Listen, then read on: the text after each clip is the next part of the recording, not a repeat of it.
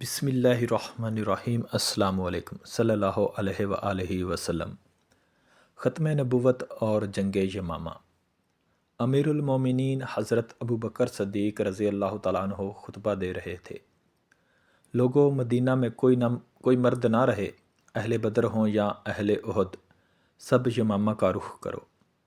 بھیگتی آنکھوں سے وہ دوبارہ بولے، مدینہ میں کوئی نہ رہے حتیٰ کہ جنگل کے درندے آئیں اور ابو بکر کو گھسیٹ کر لے جائیں۔ اگر حضرت علی المرتضیٰ رضی اللہ تعالیٰ عنہ سیدنا صدیق اکبر رضی اللہ تعالیٰ عنہ کو نہ روکتے تو وہ خود تلوار اٹھا کر یمامہ کا رخ کرتے۔ اے قوم، تمہیں پھر بھی ختم نبوت کی اہمیت معلوم نہ ہوئی؟ 13,000 کے مقابل بنو حنفیہ کے 40,000 جنگجو اسلحہ سے لیس کھڑے تھے۔ یہ وہی جنگ تھی جس کے متعلق اہل مدینہ کہتے تھے، بخدا ہم نے ایسی جنگ نہ کبھی پہلے دیکھی، اللہ گواہ ہے کہ نہ کبھی بعد میں۔ 1200 صحابہ کٹے جسموں کے ساتھ مقتل میں پڑے تھے اور سورج کی چمکتی شعاعیں ان کے قدموں کا بوسہ لیتی تھی۔ اے قوم، تمہیں پھر بھی ختم نبوت کی اہمیت معلوم نہ ہوئی؟ انصار کا وہ سردار ثابت بن قیس، ہاں وہی جس کی بہادری کے قصے عرب و عجم میں مشہور تھے، اس کی زبان سے جملہ ادا ہوا، اے اللہ، جس کی یہ عبادت کرتے ہیں میں اس سے برات کا اظہار کرتا ہوں۔ چشم فلک نے وہ منظر بھی دیکھا جب وہ اکیلا ہزاروں کے لشکر میں گھس گیا اور اس وقت تک لڑتا رہا جب تک اس کے جسم پر کوئی ایسی جگہ نہ بچی جہاں شمشیر و سنا کا زخم نہ لگا ہو۔ اے قوم، تمہیں پھر بھی ختم نبوت کی اہمیت معلوم نہ ہوئی؟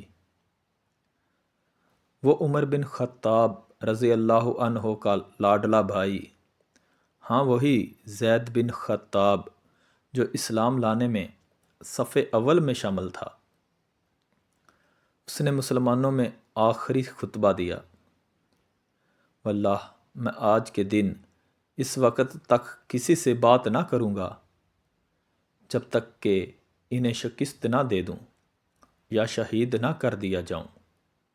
اے قوم، تمہیں پھر بھی ختم نبوت کی اہمیت معلوم نہ ہوئی؟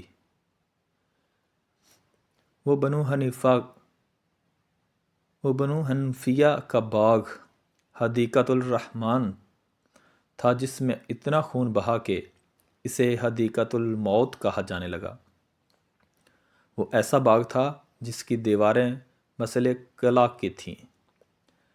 کیا عقل یہ سوچ سکتی ہے کہ ہزاروں کا لشکر ہو اور برا بن مالک کہے، لوگو اب ایک ہی راستہ ہے، تم مجھے اٹھا کر اس قلعے میں پھینک دو، میں تمہارے لیے دروازہ کھولوں گا۔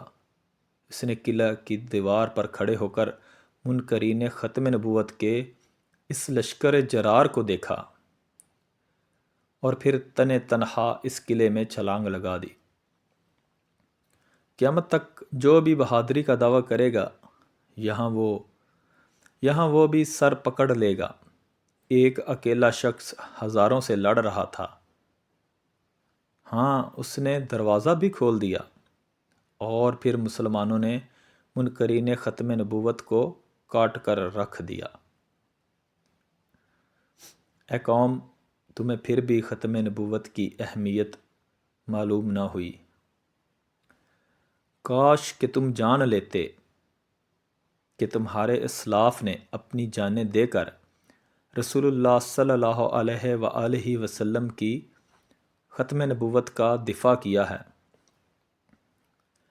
کاش تمہیں یا رسول اللہ صلی اللہ علیہ وآلہ وسلم کہتے ان صحابہ کے جذبوں کا علم ہوتا جو ایک مٹھی بھر جماعت کے ساتھ حد نگاہ تک پھیلے لشکر سے ٹکرا گئے۔ کاش تم یہ جان لیتے، اے کاش تم جان لیتے۔ اللہم صلی علی محمد و علی آل محمد کما صلیت علی ابراہیم و علی آل ابراہیم انک حمید مجید۔ اللہم بارک علی محمد و علی آل محمد کما بارکت علی ابراہیم و علی آل ابراہیم انک حمید مجید۔ اللہ حافظ۔